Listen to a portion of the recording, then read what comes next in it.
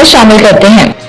Inter services public relations ISPR के अलामी पर तहरीक इंसाफ ने भी वजाहती अलामिया जारी कर दिया। तहरीक इंसाफ ने अलामी में कहा है कि ISPR की प्रेस रिलीज जमीनी सूरत हाल के इदराक पर मबनी नहीं।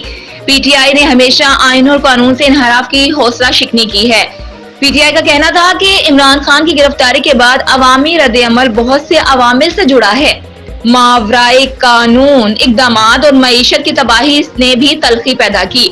अलामी मजीद कहा गया कि PTI अपनी साख्त, नजरिए और मंशूर के एतबार से एक जमहूरी जमात है जो पुरअमन, गैर मुतशद्दिद और आइन कानून पर कारबंद रहकर मकासद के हसूल पर यकीन रखती है।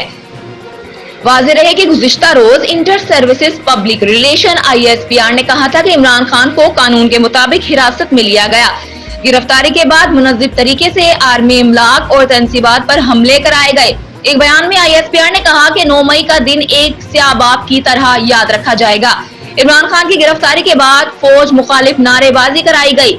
ISPR ने मजीद कहा कि शरपसंद अनासिर अवामी जज्बात को महदूद और खुद गर्ज मकासद की तकमील के लिए उभारते रहे। ISPR अलामी में यह भी कहा गया कि दुश्मन जो 75 साल में न कर सका वो इक़्तिदार की हवस में मुब्तला एक सियासी लिबादा ओढ़े गिरोह ने कर दिखाया।